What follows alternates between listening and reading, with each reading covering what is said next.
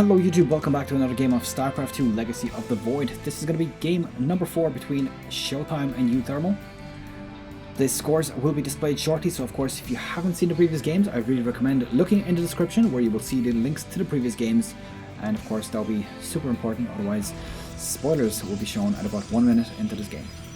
So on the top right hand side of Orbital Shipyard here, we've got ShoWTimE spawning as the blue Protoss. He's on Team Millenium and he's from Germany.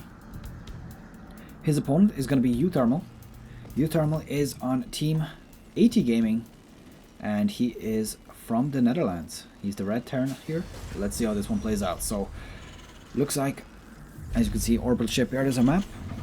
The starts are quite standard. There's no expansions coming out straight away, and looks like there's no crazy harassment going out anyways from uThermal. No cheese anyways, no racks being put down as proxies.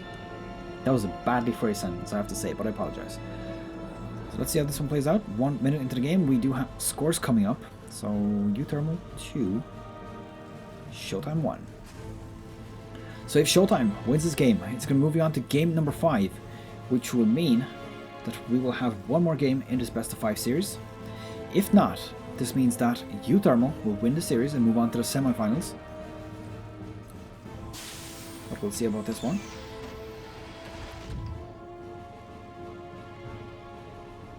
Looks like we got one Reaper coming out from the barracks, which is quite standard. Of course, we would expect this to see every now and then. Now, uThermal has not actually been doing this quite often. He has been pretty consistent in making different starts, including some pretty funny beginning at the very beginning. I mean, the first game was hilarious. I mean, if you haven't seen that, you have to see it. He had freaking ghosts with stealth from proxy racks. Come on! How cool can a game get if your opponent does proxy racks and ghosts with stealth? It's pretty damn awesome. So let's see, looks like this going quite standard here. Looks like he's got himself an expansion on the way.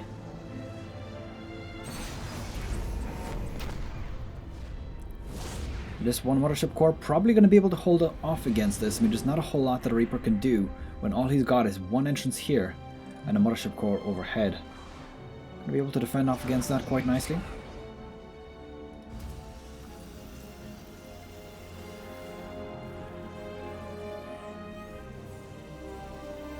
Expansion about to complete for uThermal as well.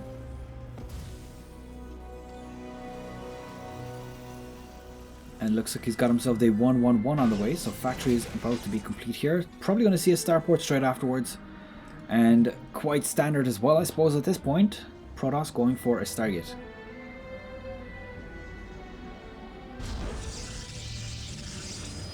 So let's see what he's going to bring out of that. I'm probably thinking Oracle would make sense. Starport on the way. This Reaper still inside the base, just doing a bit of scouting. Has he seen the Stargate? At this point, yes he has. Let me have a quick look. Yep, he has indeed. He's seen the expansion, he's seen everything. He knows what's going on. And he's going to be quite okay with that. Losing one Reaper, just so you know that you've got a starport on the way, is definitely a worthy trade. One that I would recommend making any time of the day, because of course, that is super important.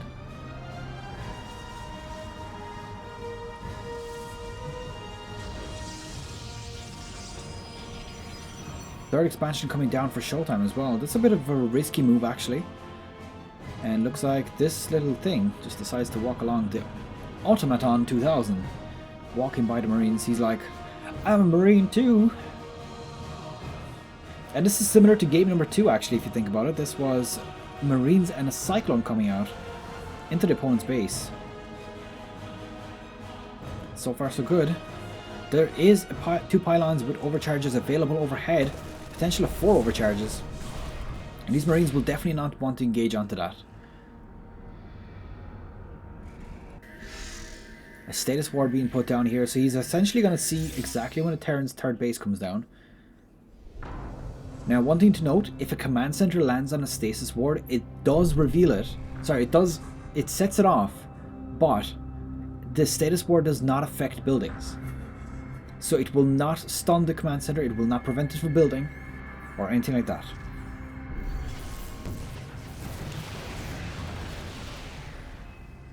And this Oracle at this point, not being very useful, I have to say. 2 kills so far is not a very huge achievement. These Marines also on the way back, probably trying to fend off that Oracle, but then again, would they not be better in the front, just wasting those overcharges? There's only 2 overcharges available right now. Let's have a quick look at what's on the field. Looks like we've got 1 Stalker here, and that is pretty much it. We've got 3 gateways being put down. And we've got 4 gases.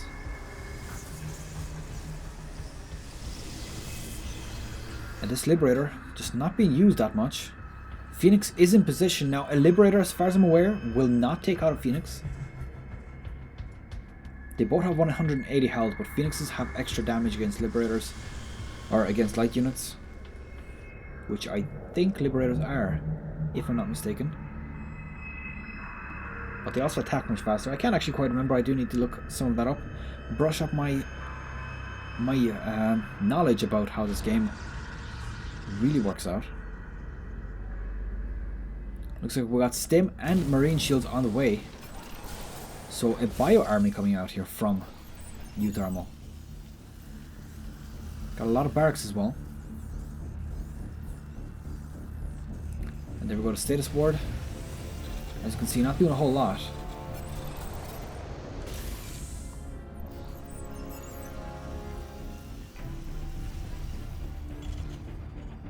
Looks like Blink and level 1 weapons about to complete for ShoWTimE as well. So that is definitely something interesting to note. He's got himself the Blink Stalkers available. He's being a bit menacing. Now he's going to cancel that off. It makes no sense to actually attack it.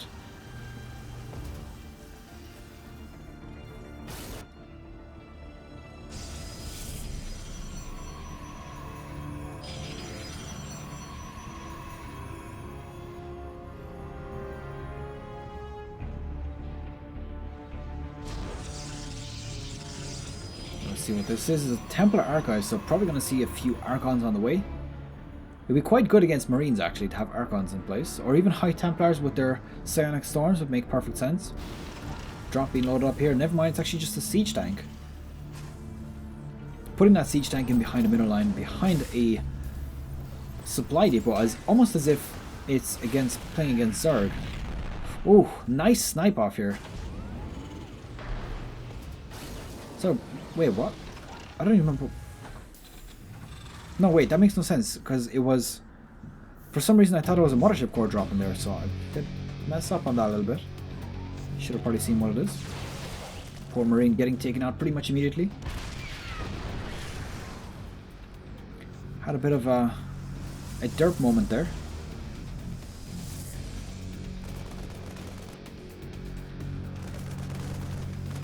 Looks like this Marine in place. There's an Adept being warped in, so I'm just going to take that out pretty easily.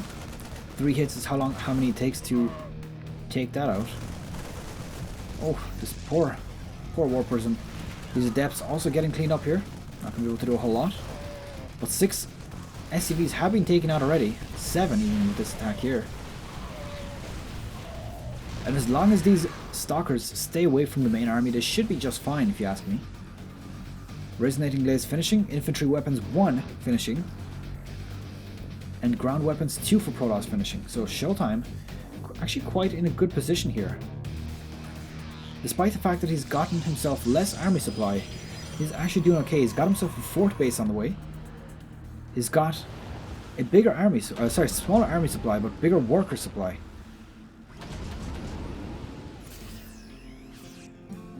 And all of these siege tanks again. Is there going to be a repeat of the previous one now? I mean, that is a lot of siege tanks. That is 1, 2, 3, 4. I think that is 7 again. No, that is 6. 6 total. Is it? I can't even see. They're so clumped up right now. 1, 2. No, it's just not possible. I think it's 6. It is, yeah. There we go. That reveals that. 7 siege tanks, but there's no status wards in place, so Is he going to get that taken out again? As long as he doesn't set up too close, as long as he doesn't set them at the exact same time on a status board, they should be just fine. And now starting to siege away from the distance. Oh, nice Ionic Storms hitting on those Marines, doing a good split, but a little bit too late. So many of those Marines getting worn down very quickly. Let's see what it's going to do here. Marines stimming up, starting to take out this cannon, but there is 3 overcharges as well. It's a tense moment for both of our players.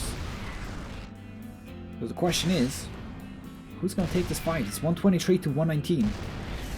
Level 2 ground armor for Protoss is about to complete also. There's Tempest on the way, that's interesting. Now this is his first Tempest, so not going to be that effective by itself.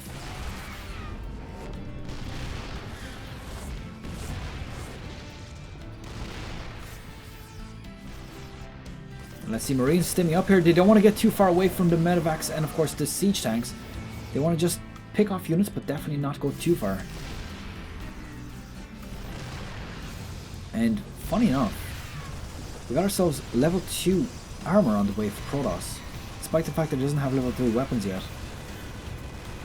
This next is getting denied pretty much immediately. Not much that a Protoss army can do against so many stimmed Marines. And there's actually, let me have a quick look, there is a total of 3 High Templars inside the army, and I do believe that every single one of them has enough for a Psionic Storm.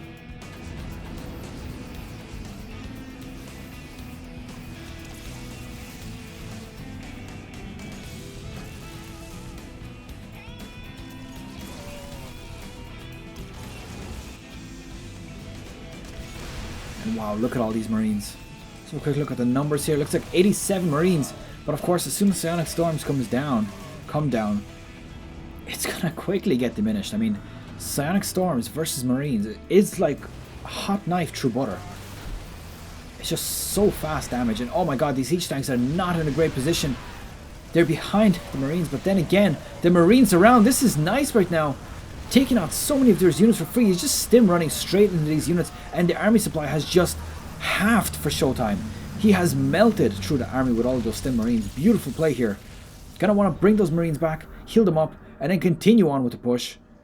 If he stims again, they're all going to be quite low, but then again, he has such superior numbers here that he might just be able to run straight through his opponent. Probe's starting to get taken out slowly.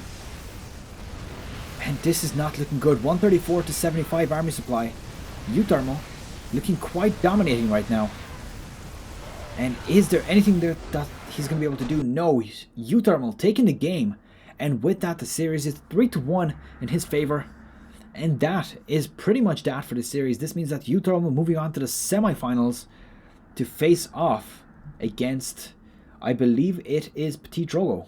Yes, it is indeed. So that's pretty much it. And that is it for this best of 5 series. uThermal taking the 4th game, bringing the series up to 3-0. I hope you've of course enjoyed it. Don't forget to leave the video a nice big thumbs up and punch that subscribe button right in the face if you have not done so. And that's pretty much it. I'll see you guys in the next best of 5 series, which I believe is going to be Violet versus Sorrel, which is Zerg versus Zerg. Good luck, take care, and I'll see you guys next time.